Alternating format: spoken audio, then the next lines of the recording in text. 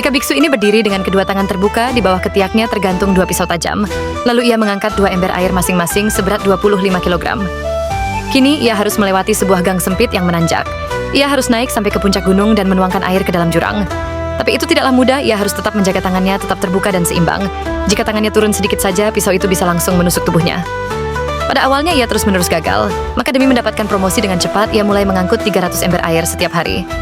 Dalam beberapa bulan, ia sudah melampaui semua murid lainnya. Sekarang ia berjalan membawa ember-ember itu seakan sedang terbang, dan ia masih punya cukup energi untuk membantu orang lain juga. Namun saat gurunya mengetahui hal itu, sang guru memarahinya, katanya, "Selama masa pelatihan kamu tidak boleh membantu orang lain, itu akan membuat mereka kehilangan kesempatan untuk belajar sendiri." Orang itu merasa takut, tapi ia memahami maksudnya. Ketika gurunya menyetujui kemajuannya, ia dikirim ke tingkat berikutnya, dan pelatihan kali ini sangat aneh. Ia harus mendengarkan suara ketukan guru pada alat kayu berbentuk ikan dengan telinganya. Setiap kali terdengar ketukan, ia harus membunyikan lonceng dengan palu khusus.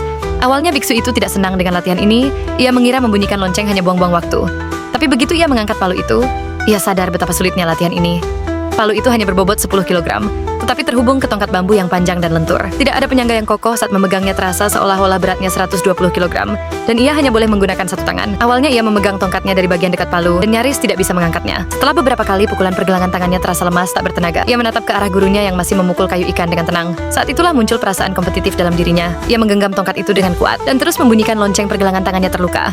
Tapi ia tidak menyerah. Dalam beberapa bulan, ia sudah bisa memegang tongkat dari ujung bawah dan memukul. Dengan cepat dan tepat, ia lulus ujian itu dan diangkat menjadi pengawas pavilion kitab suci. Kemudian dimulailah tingkat pelatihan berikutnya. Kali ini ia harus berdiri di atas di antara dupa besar yang menyala. Pandangannya harus fokus kepada menyala api yang bergerak. Sepanjang proses ini kepalanya tidak boleh bergerak sama sekali. Di awal ia sangat percaya diri, matanya mengikuti gerakan api dengan cepat. Tapi saat guru meningkatkan kecepatan, kepalanya ikut bergerak secara tidak sadar dan ia pun terbakar oleh api. Guru memberi peringatan dengan nada tegas. "Matamu boleh bergerak, tetapi matamu jangan." Dan kali ini ia benar-benar tenang. Tak peduli seberapa cepat guru menggerakkan api tersebut, dan kepalanya tetap diam tanpa bergerak sedikit pun.